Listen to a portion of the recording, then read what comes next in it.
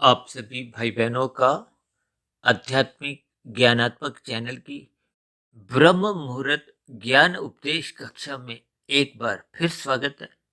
आज की चर्चा का विषय है अंतःकरण और बाह्यकरण। शब्द भले ही अलग अलग हैं, लेकिन दोनों के रंग एक जैसे हैं और शब्दों के नीचे लिखी गई रेखाओं के रंग भी एक जैसे हैं। ये तीन तरह के जो रंग के खाने हैं, ये तमोगुण का अभिप्राय काले रंग से है, रंगीन रंग का अभिप्राय रजोगुण से है और सफेद रंग का अभिप्राय सतोगुण से है। और प्रकृति के तीन गुण नित्य एक क्रम में, एक प्रभाव में आते हैं, जाते हैं। मनुष्य इनका जैसा जैसा संग करता है, फिर वैसा वैसा आकार वो इनका आपके हमारे जीवन में एक अंतःकरण के रूप में अलग अलग बनता है। आकार में अंतर होने का अभिप्राय क्या है? ये तीन रंग देखिए माया के हैं।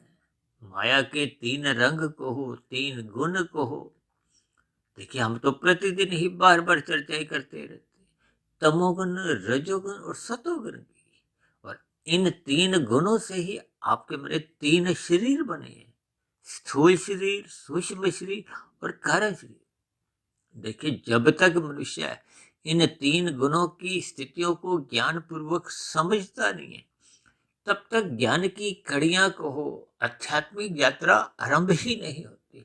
और यूं को कि मनुष्य का मिला हुआ जीवन भी अव्यवस्थित ही बना रहता है, बिखरा हुआ बना रहता है। अभी कुछ दिन पहले हमने देखिए बिखरा हुआ ज्ञान पे भी कोई एक चर्चा रखी थी, क्योंकि अक्सर हमारी चर्चाओं में बार बार इन तीन गुणों की व्याख्या की जाती है कि तमोगुण से अच्छा रजोगुण है, रजोगुण से अच्छा सतोगुण है।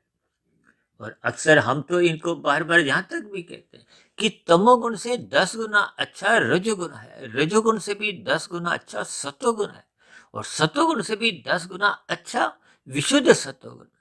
और इनको हम अंकों के सूत्र से भी समझाते हैं। तमोगुण को 1, रजोगुण को 10, सत्वगुण को 100 और विशुद्ध सत्वगुणी सत्ता यानी कि परमात्मा को, ब्रह्म को, भगवान को हम अंकों से समझाते हुए 1000 का एक संख्या दे देते। देखिए ये सभी स्थितियां आपको हमें मात्र भावार्थ रूप में समझनी होती है, ताकि आपके हमारे जीवन में ये जो तीन गुण एक प्रभाव में चलते आ रहे हैं। देखिए वर्तमान समय तो कल युग का चल रहा है। कल युग से पहले का युग था द्वापर युग, उससे पहले था त्रेता युग और उससे पहले था सतयुग। लेकिन इन सभी चारों युगों में ये जो प्रकृति के तीन गुणों के आने का जो एक क्रम है, ये बदलता नहीं है। युग परिवर्तन होते हैं, आप और हम बदल जाते हैं। बदलना क्या, आपके हमारे अंतःकरण की स्थितियां जब बदल जाती हैं। देखिए बाह्यकरण की स्थितियां बदलती नहीं किसी भी युग में, और जबकि आपके हमारे अंतःकरण की स्थितियां एक एक दिन में ही कितनी बार बदलती हैं। देखिए हो सकता है आरंभिक स्तर पर ये बातें कुछ पहली रूप में आपको लग रही हो, लेकिन ये एक सच्चाई है। आपका हमारा जीवन इन तीन गुणों के अधीन ही घूमता रहता है। भगवान श्री कृष्ण जी ने तो इन तीन गुणों के खेल को खेलने से ही मना किया है। इसका अभिप्राय केवल इतना ही है कि परमात्मा भगवान श्री कृष्ण जी गीता में समझाते हैं कि इन तीन गुणों का संग भोग दृष्टिकोण से मत करो। यानी कि इस संसार से, इस माया से, इन माया के तीन गुणों से ज्ञान पूर्वक एक वैराग्य रखो। क्योंकि जब जब हम इन तीन गुणों का जैसा जैसा संग सकाम भाव से करते हैं, देखिए सकाम भाव का अभिप्राय फल पाने की स्थिति से है। यदि हम निष्काम भाव से इन गुणों का संग करते हैं, यानी कि फल की इच्छा नहीं है, तो फिर मनुष्य योग की स्थितियों में रहता है। अब योग की स्थितियों में परमात्मा द्वारा ही आपके हमारी अपने आप ही स्थितियां बनती रहती है। यानी कि क्योंकि हम परमात्मा की शरणागति, जैसे बच्चा माता पिता की शरणागति में अपना जीवन बिताता है, तो फिर माता पिता ही उस बच्चे का ध्यान रखते हैं। देखिए ये बहुत ही सूक्ष्म ज्ञान की स्थितियां हैं। ये आप और हम जितना अधिक ज्ञान पूर्वक क्रमबद्ध तरीके से समझ जाएंगे, उतना उतना आपके हमारे जीवन में इन तीन गुणों की स्थितियों का बोध होने लगेगा। क्योंकि शास्त्र तो यहाँ तक कहते हैं तमोगुण की निंदा करो, जबकि दूसरी ओर रजोगुण की कहा जाता है उपेक्षा करो, और सत्वगुण के लिए कहा जाता है इसकी प्रशंसा करो। ये देखिए एक भावार्थ रूप में अलग अलग स्थितियों में कहा जाता है। और शास्त्रों में तो यहाँ तक भी कहा गया कि गृहस्थ जीवन मनुष्य को एक धर्मानुसार जीना चाहिए। अब गृहस्थ जीवन का अभिप्राय क्या है? रजोगुण की स्थिति है। यहाँ ये गुणों का खेल बहुत ही अजीबोगरीब है। अब जो तो तमोगुण का संग आप और हम भी करते हैं, योगी भी करता है, भोगी भी करता है। क्योंकि नींद को देखिए पदार्थों से भी जोड़ा जाता है, और आराम लेने से, नींद लेने से, आलस्य से भी जोड़ा जाता है। और नींद लेना तो आपके हमारे जीवन की आवश्यकता है। अब रजोगुण की उपेक्षा का अभिप्राय केवल अमर्यादित भोग से है, जो कि भगवान श्री कृष्ण जी ने गीता में अर्जुन के रथ के 5 घोड़ों की स्थिति एक लगाम रूप में जो अपने हाथ में रखते हुए समझाई है। ये भोग विषय क्या है? ये 5 घोड़े हैं, गंध, रस, रूप, स्पर्श और शब्द। यही 5 घोड़े तो आपको मैं नचाते हैं, भगाते हैं, और मनुष्य इन घोड़ों पर सवारी करता हुआ संसार को पाने का, भोगने का, इकट्ठा करने के लिए अपना मिला हुआ जीवन मनुष्य योनि का यूं ही व्यर्थ कर देते। इन सभी स्थितियों को आपको मैं ज्ञान पूर्वक समझना होगा। यानी शास्त्रों में जो जो शब्द कब कब कहाँ कहाँ कहे गए हैं, किस भाव से कहे गए हैं, उन शब्दों को भी समझना है, उनके अर्थों को भी समझना है, और उनके भावार्थों को भी समझना है। और हम तो बार बार कहते रहते हैं, शब्दों को सुनना पढ़ना 1% की स्थिति है, फिर उसके अर्थों को समझना 10% की स्थिति है। और जब मनुष्य उन अर्थों के साथ साथ उनके भावार्थ समझने लगता है, तो ये उसकी 100% की, 100% की सफलता है। देखिए वेदों का जो एक आरंभिक ज्ञान है, वेदों को तो वैसे ज्ञान से ही जोड़ा जाता है, और वेदों के ज्ञान को अपौरुषेय कहा गया। सृष्टि के आरंभ में परमात्मा के मुख से ये प्रकट होते हैं। ये वेदों का जो ज्ञान है इसको किसी ने लिखा नहीं, इसलिए अपौरुषेय कहा जाता है। और ये जो उपनिषद वेदों का ही सरलीकरण करते हुए मायातीत महापुरुषों ने लिखे। मायातीत का अभिप्राय देखिए, जो जन्म मरण के बंधन से मुक्ति पा जाते हैं, यानी कि स्थूल शरीर के रहते रहते जिनका कारण शरीर शुद्ध हो जाता है, वो मायातीत की स्थिति होती है। और मैं तो अक्सर अपनी चर्चाओं में बार बार कहता रहता हूँ कि मेरी स्वयं की स्थिति भी आप भाई बहनों के समान मायाबद्ध की ही है।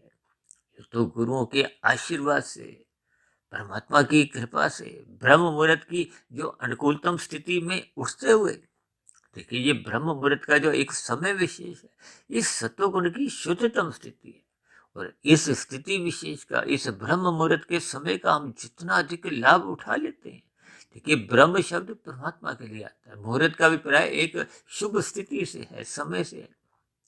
क्योंकि ये सूर्य निकलने से पूर्व के जो 2 घंटे 40 मिनट की स्थिति है, हम तो इन सभी स्थितियों पर लगभग प्रतिदिन ही देखिए कहीं ना कहीं चर्चाएं करते रहते हैं।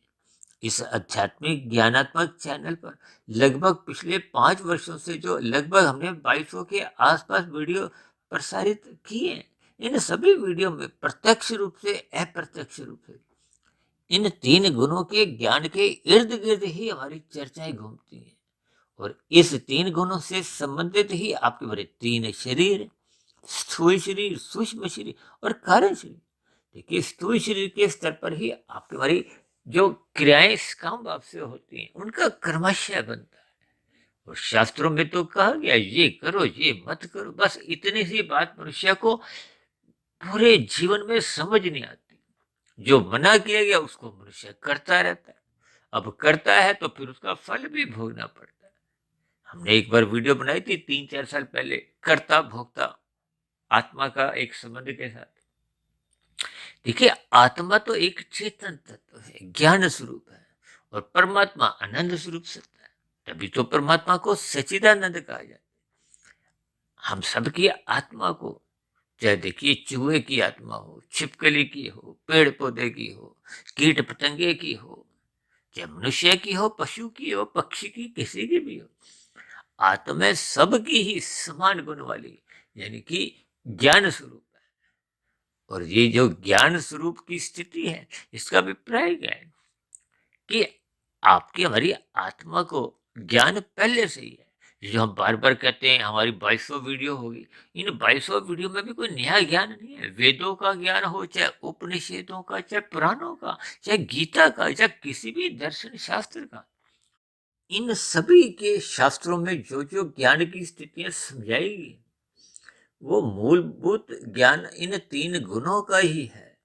यानी कि इन तीन गुणों के ज्ञान विज्ञान से ही संबंध। आपके बड़े तीन शरीर हैं, और आत्मा और परमात्मा तो देखिए चेतन सत्ता है, जबकि माया, माया के तीन गुण, ये अपने आप में जड़ है। शास्त्रों में कहा गया कि इन तीन तत्वों का ही ज्ञान आपको विज्ञान पूर्वक समझना है।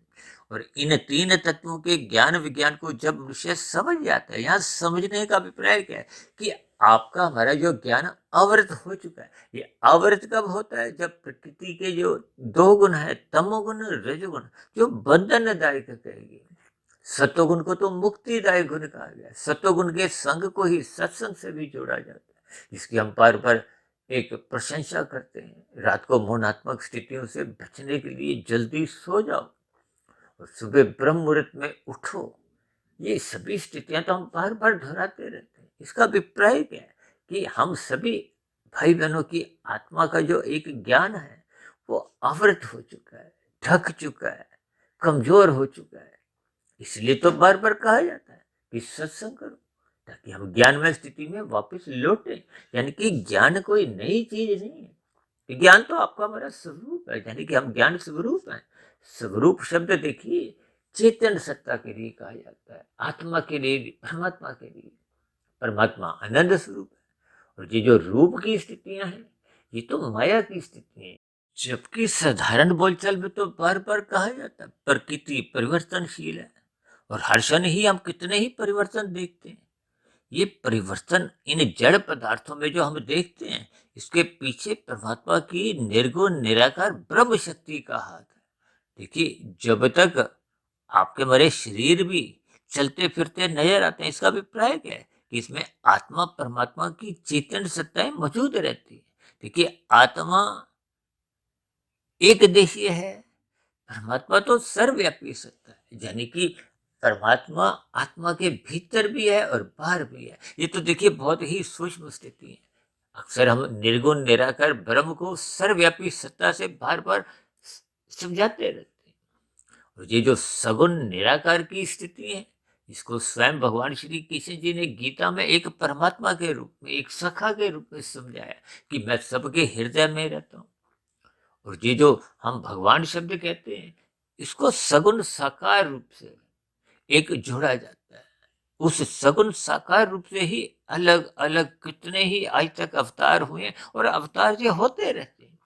देखिए, ये सभी स्थितियां बहुत ही सूक्ष्म स्तर पर आपको में समझनी होती है। जितने भी अवतार होते हैं, वो आपको में ज्ञान देने के लिए ही होते हैं। देखिए, अवतारी महापुरुषों द्वारा विभिन्न प्रकार की लीलाओं द्वारा धर्म की स्थापना की जाती है, ताकि हम अपने मिले हुए जीवन में अपनी दिनचर्या को व्यवस्थित रखें। देखिए, धर्म का अभिप्राय जिन स्थितियों में आजकल चर्चाएं होती हैं, उस धर्म का अभिप्राय नहीं। देखिए, धर्म का अभिप्राय एक कर्तव्य कर्म के पालन से है। और मनुष्य यदि अपने धर्म का पालन नहीं करता, क्योंकि सारा का सारा संसार तो देखिए अर्थ और काम में ही सिमटा हुआ है। अर्थ का अभिप्राय धन से है, और काम का अभिप्राय आपके हमारे पांच भोग विषयों से है। ये अर्थ और काम जब अमर्यादित हो जाते हैं, ये अमर्यादित कब होते हैं? जब हम धर्म को एक प्रथम स्थान से हटा देते हैं, या हट जाता है।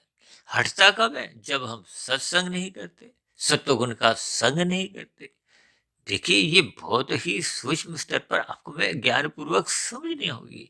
ये केवल शब्दों द्वारा सुनने से या इतनी बार बोलने से इन सभी स्थितियों को आपका हमारा धर्म का पालन नहीं होता, और हम तो धर्म की स्थितियों को बार बार कहते हैं कि लाल बत्ती पे रुको, हरी बत्ती पे चलो। ये एक व्यवस्था के अंतर्गत आपका बड़ा एक कर्तव्य पालन है। और धर्म का पालन करने का अभिप्राय क्या है कि हम सबको अपने अपने धर्म का पालन करना है, अपने अपने कर्तव्य कर्म का पालन करना है। देखिए, जब हम लाल बत्ती पे रुकते हैं तभी तो जो अन्यों के लिए हरी बत्ती है, वो उनका उस स्थिति विशेष में अधिकार है चलने का। और उस अधिकार में यदि हम विघ्न उत्पन्न करते हैं, देखिए जब हम दूसरों की हरी बत्ती को खाते हैं तो खाना क्या है? देखिए, जैसे हम किसी के फल को खाते हैं, चाहे वो चोरी हो, चाहे वो डकैती हो, चाहे हेरा फेरी हो, ये देखिए अलग अलग स्थिति है। कोई छोटा अपराध है, कोई बड़ा अपराध है, कोई जघन्य अपराध है। इन सभी स्थितियों को आपको भी ज्ञान पूर्वक समझना होता है। देखिए, हम तो अपनी प्रतिदिन की चर्चाओं में कुछ साधारण स्थितियों द्वारा धर्म की परिभाषा समझाते रहते हैं। धर्म कोई अलग से स्थिति नहीं है, ये तो आपके मरे हर क्षण बनी रहती है। माता पिता का अलग धर्म है, बच्चों का अलग धर्म है, आपके घर में कोई आता है मेहमान का अलग धर्म है। वो धर्म आपको हमें हर स्थिति में समझना होता है, निभाना होता है। धर्म वो निभाने की स्थिति है। मात्र कुछ शब्दों द्वारा बोलने से धर्म की स्थितियां नहीं बनती। इसलिए तो परमात्मा को बार बार अवतार लेने पड़ते हैं। क्यों? क्योंकि जो जो धर्म की हानि करते हैं उनका नाश करने के लिए, उनको दंड देने के लिए, और जो धर्म मार्ग पर चल रहे होते हैं उनको सुरक्षा प्रदान करने के लिए, और एक व्यवस्था सुचारू रूप से चलती रहे।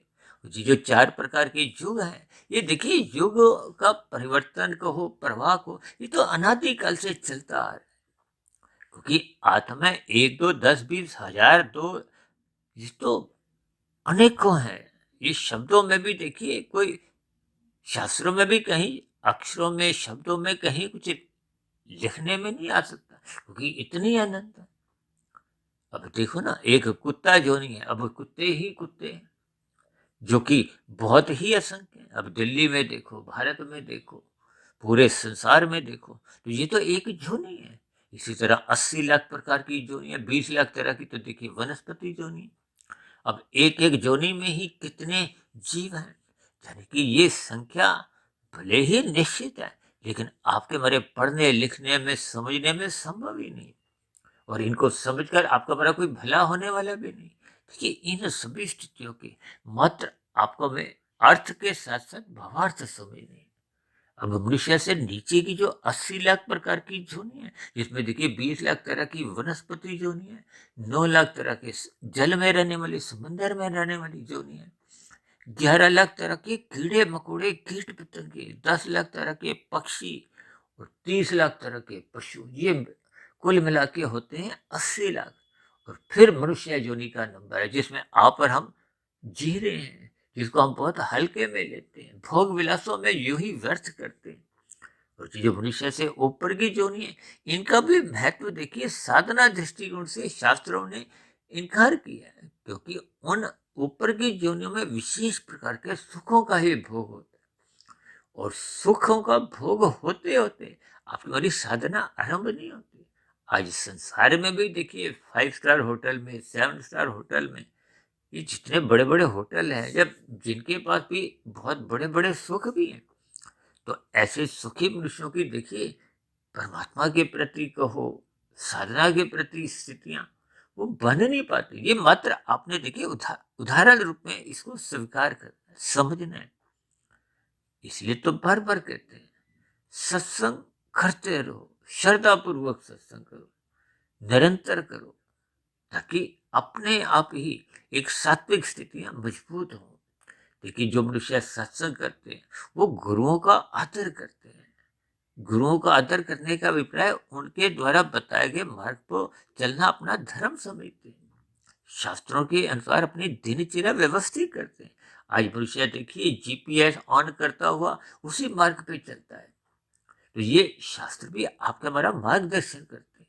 ये भी एक जीपीएस के समान है। अब शास्त्रों में तो देखिए पहले से ही एक समस्याओं का भी समझाया है, उनका समाधान भी दिया है। जैसे जीपीएस आपको बता देता है ना कि आने वाले उस मार्ग पर एक जाम है, लाल निशान आ जाता है।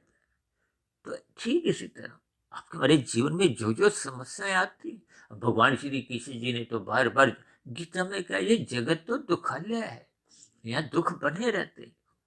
और इन स्थितियों पर तो हम अक्सर चर्चाएं करते हैं, और शास्त्रों में तो त्रिविध ताप की चर्चा आती है, जिसको हमने एक अलग से वीडियो भी बनाया था, तकरीबन 4-1 साल पहले की बात है। इन सभी स्थितियों को मनुष्य ज्ञान पूर्वक जब तक समझता नहीं, तो फिर अज्ञानतावश इस माया के ये जो 3 गुण हैं, इसमें रजोगुण का अधिक संग करने बैठ जाता है, जिसकी शास्त्र मना करते हैं। मना का अभिप्राय, ये रजोगुण जब जब आप और हम बढ़ाते हैं, फैलाते हैं, या इनमें छलांगे लगाते हैं, इनको भोगते हैं, तो फिर दूसरे 2 गुण कहीं ना कहीं कमजोर पड़ने लगते हैं। अब वो तमोगुण और रजोगुण, ये 2 गुण जो शेष बचते हैं, अब इसमें देखिए घटता कौन सा है। अब कोई भी मनुष्य जब अधिक भोग भोगता है, तो वो सोना तो बंद नहीं करता। देखिए, ये सोना का अभिप्राय क्या है? नींद लेने से, यानी कि तमोगुण का संग तो वो करता है, बराबर करता है। अब रजोगुण उसने बढ़ा लिया, तो फिर घटेगा क्या? सतोगुण घटेगा। और जब जब सतोगुण घटेगा, देखिए अब आप ऊपर के चित्र पर अंतःकरण के नीचे के जो 3 अलग अलग खानों में अलग अलग रंग भरे हैं, सफेद रंग देखिए सतोगुण का प्रतीक है। रंगीन रंग संसारी आकर्षणों का, ये जो स्त्री पुरुष का जो आपसी आकर्षण है, इसको भी रजोगुण से शास्त्र समझाते हैं। यानी कि भोग विषय, गंध, रस, रूप, स्पर्श और शब्द, इन 5 भोग्य विषयों को संसारी एक पदार्थों को कहो, यानी कि जितने भी संसार के भोग है, वो सब रजोगुण में ही आते हैं। सुख, सुविधा, स्वाद, सम्मान, सत्ता, इन सभी स्थितियों को अक्सर हम 5 एसों से जोड़ते हैं। और जबकि 3 एस, सेवा, सत्संग, स्वाध्याय, को हम सात्विक स्थितियों से जोड़ते हैं। अब आप नीचे के जो भार्याकरण की स्थितियां हैं, उस पर तो देखिए ये तीनों खाने लगभग एक समान है। देखिए, हालांकि कभी कभी ये जो दिन रात घटने बढ़ने की स्थितियां गर्मी सर्दी में आती है, वो तो एक व्यवहारिक स्थिति है। लेकिन एक सामान्य स्तर पर देखिए, दिन के जो 24 घंटे हैं, ये 24 घंटे में हम बार बार कहते रहते हैं, इन 3 गुणों की स्थितियों को समझो। देखिए, शाम को जैसे ही सूर्य अस्त होता है, तो तमोगुण का आरंभ होता है। तो 8 घंटे की स्थितियां तमोगुण की है।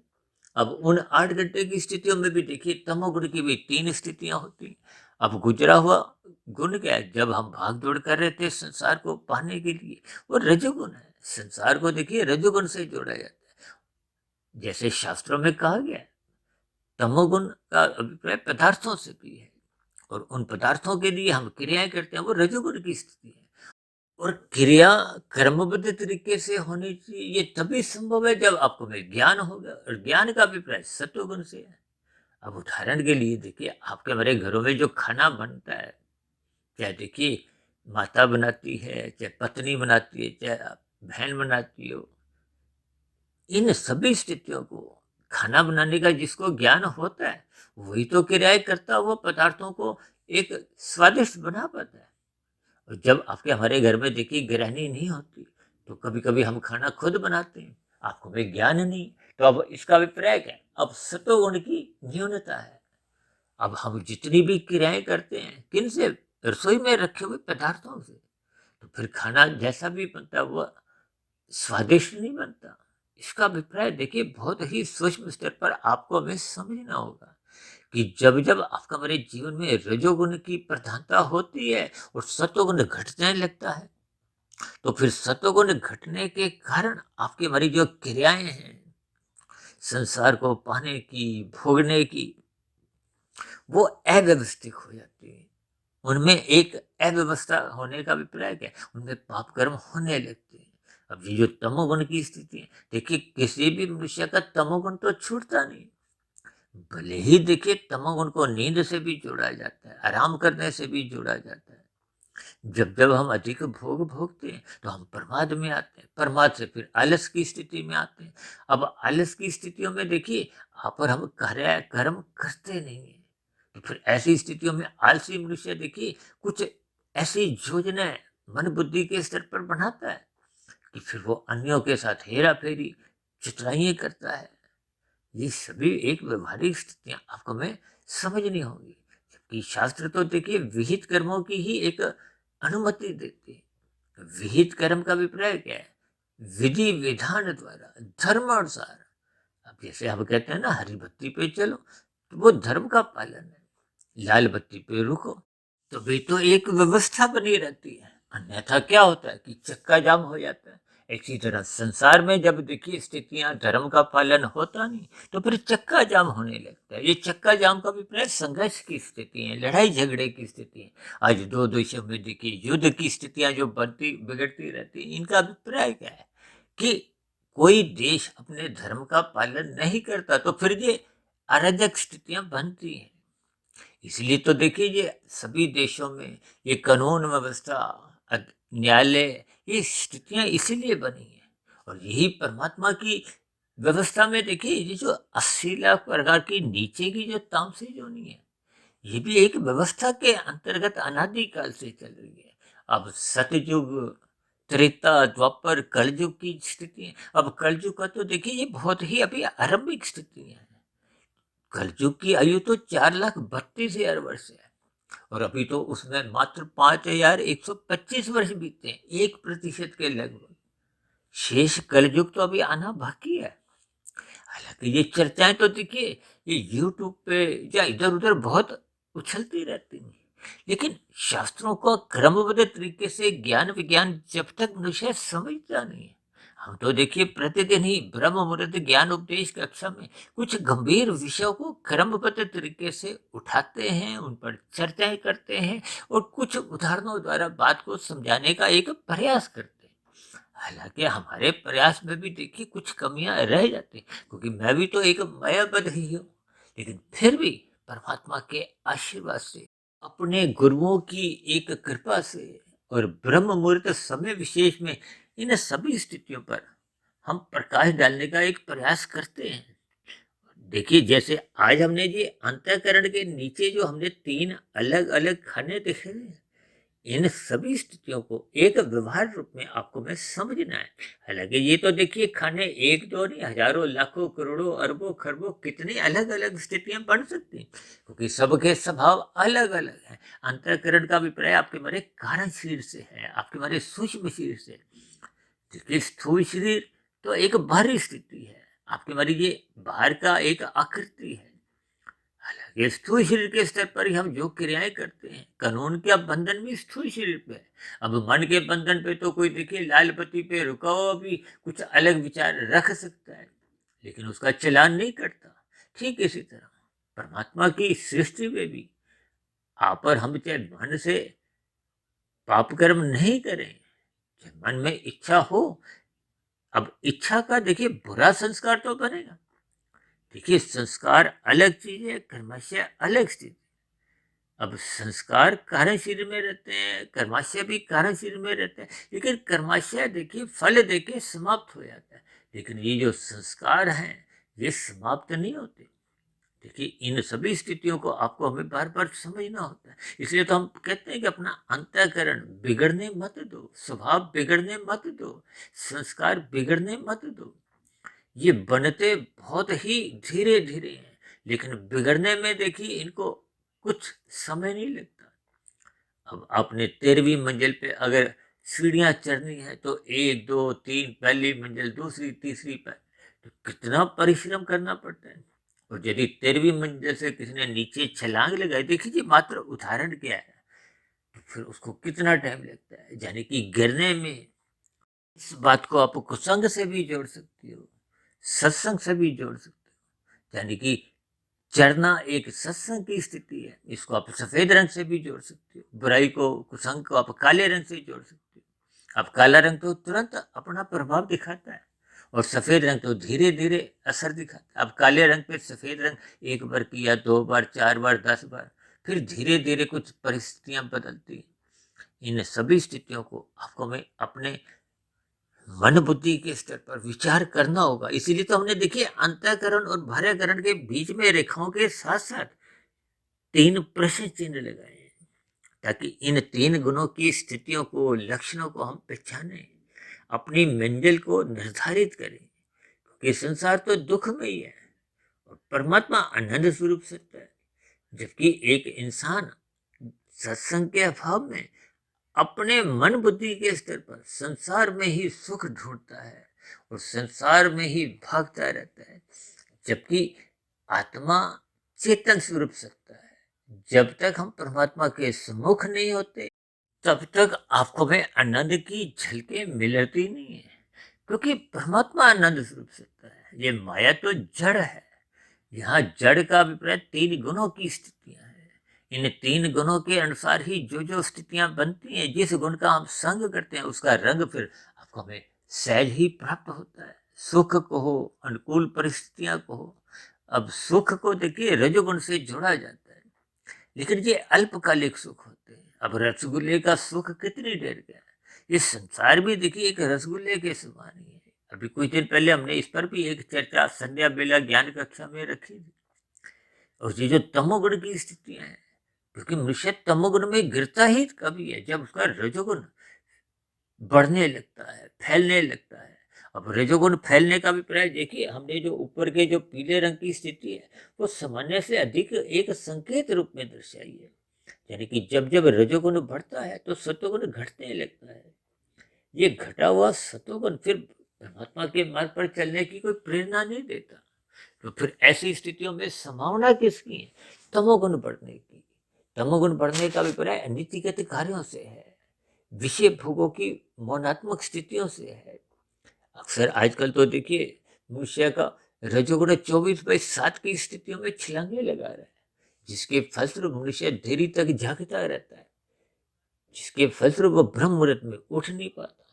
यानी कि प्रकृति के 3 गुणों में मनुष्य जिस जिस गुण का संग करेगा, तो पूरे उसके रंग को चढ़ने से आप और हम रोक नहीं सकते।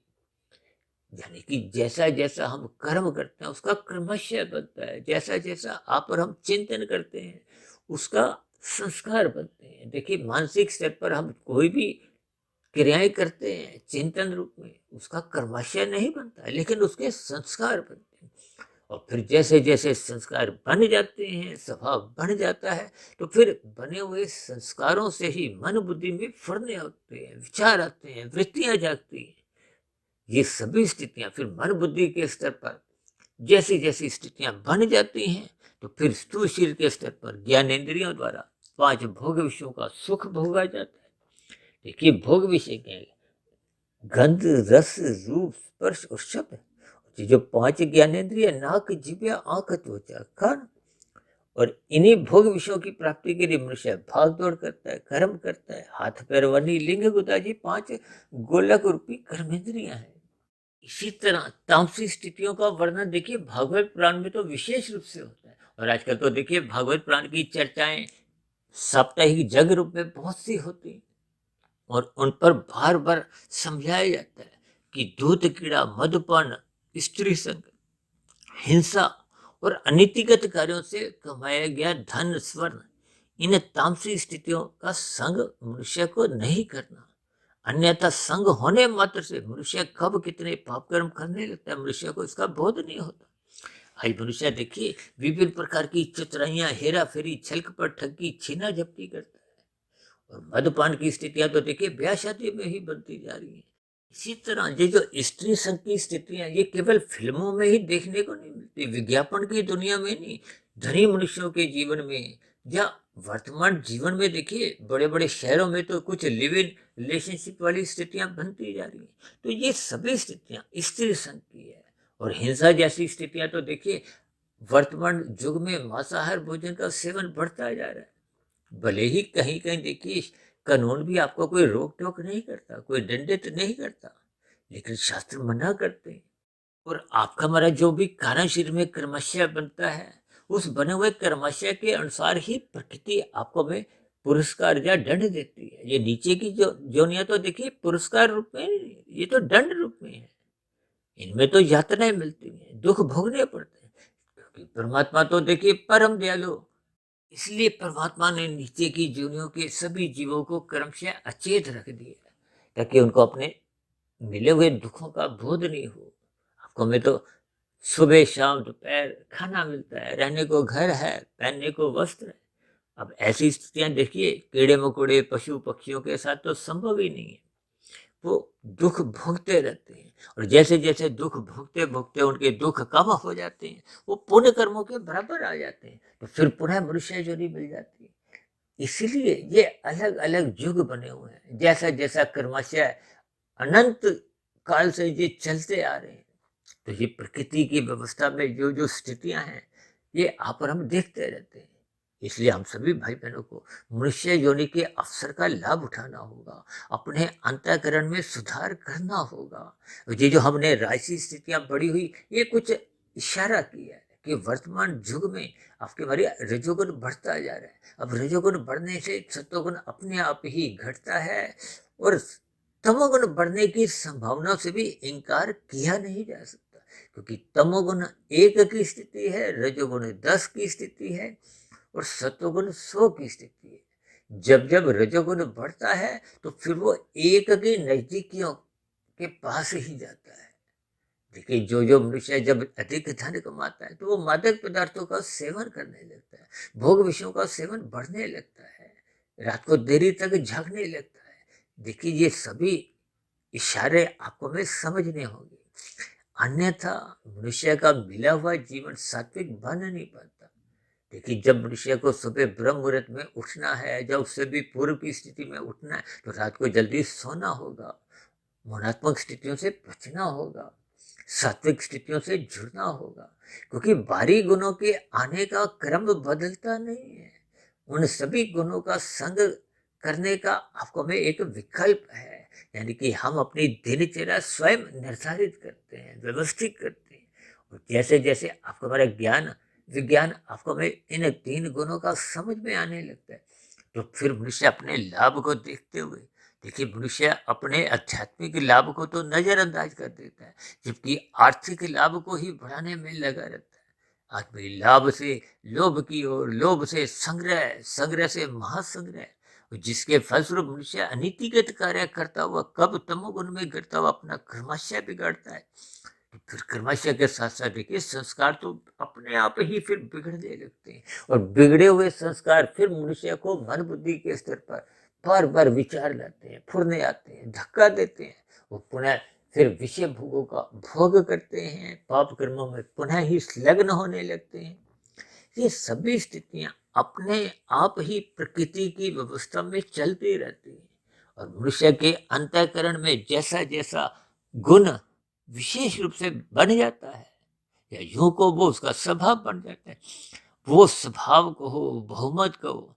जैसे देखिए लोकसभा में जिस दल विशेष का बहुमत होता है, तो प्रधानमंत्री तो उसी दल का ही होता है, तो फिर उसी की ही सरकार चलती है। ठीक इसी तरह आपके हमारे अंतःकरण में, कार्य शरीर में, मन बुद्धि में जिस जिस दल की या जिस गुण की, देखिए सतोगुण की प्रधानता होगी तो वो आपको ब्रह्म मुहूर्त में उठाएगा।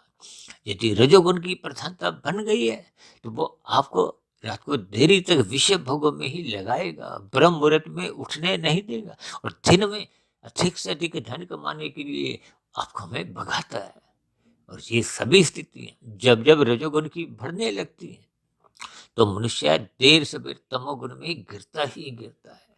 देखिए रजोगुण एक फिसलन है, और फिसलता कहाँ है? तमोगुण में जाके वो डूबता है।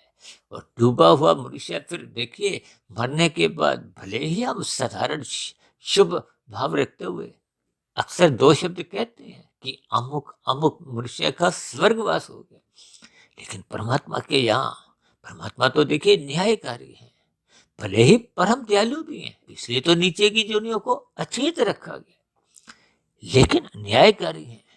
जो जो मनुष्य जैसा जैसा कर्म करता है उसको उसका फल भोगना पड़ता है। इसलिए तो आपको हमको सबको ही परमात्मा ने सचेत रखा है कि हम सत्संग करें, सत्वगुण का संग करें, ब्रह्म मुहूर्त में उठें, गुरुओं को सुनो, शास्त्रों को पढ़ो। ये सभी स्थितियां जब एक कर्म में आपके हमारी दिनचर्या में एक व्यवस्थित ढंग से बनने लगती है, तो फिर मनुष्य सत्वगुण का अधिक से अधिक संग करता है, ब्रह्म मुहूर्त में उठता है, जिसके फलस्वरूप उसको रजोगुण मर्यादा में रखने की एक शक्ति मिलती है। और जिसका रजोगुण मर्यादा में आ जाता है तो फिर उसका तमोगुण में गिरने का प्रश्न ही नहीं उठता। देखिए, ये सभी गुणों की स्थितियों को आपको में क्रमबद्ध तरीके से समझनी होगी। इसलिए तो हम बार बार कहते रहते हैं कि इन 3 गुणों के संग में सत्व गुण का संग करो, जिसको देखिए साधारण शब्दों में सत्संग कहते हैं। हम तो अक्सर कहते रहते हैं ना, बचपन अवस्था, किशोर अवस्था तक तो देखिए स्थितियां कुछ तामसी होती है। किशोर अवस्था से रजोगुण की प्रधानता प्रौढ़ अवस्था तक लगभग बनी रहती है। लेकिन उसके बाद प्रकृति कुछ आपको में सतोगुण का बढ़ने का अवसर देती है। अब मनुष्य देखिए 50 60 60 70 साल 80 साल के होने पे भी जन्मदिन मनाना भूलते नहीं है, शादी की सालगिरह राशि स्थितियों में मनाना भूलते नहीं है। तो फिर ये सभी स्थितियां देखिए आपको हमारा रजोगुण बढ़ाती है। देखिए, इन सूक्ष्म स्थितियों पर अक्सर मनुष्य चिंतन नहीं करता और ऊपरी ऊपरी स्तर पर ऐसी बातों को कोई महत्व न देते हुए कभी कभी विरोध भी कर देते हैं।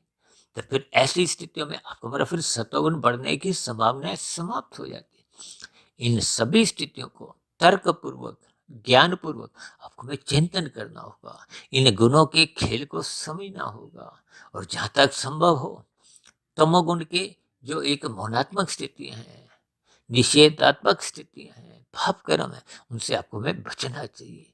रजोगुण को मर्यादा में रखना चाहिए।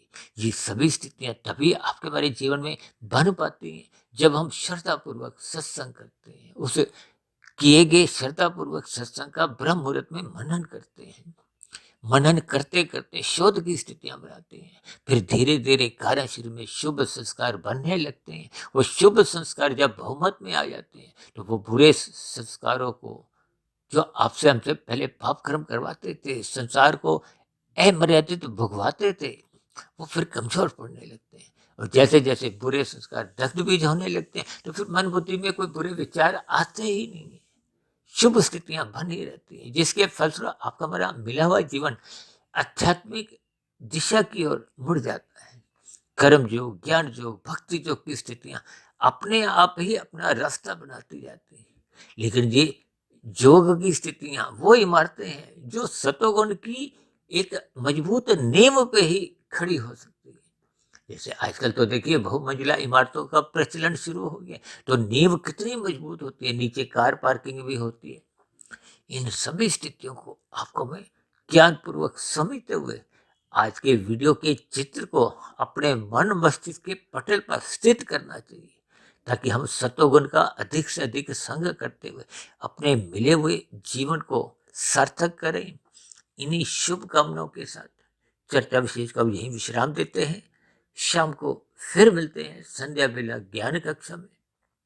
तब तक आप अपने आध्यात्मिक मित्र सुधीर भाटिया फकीर को इजाजत दें।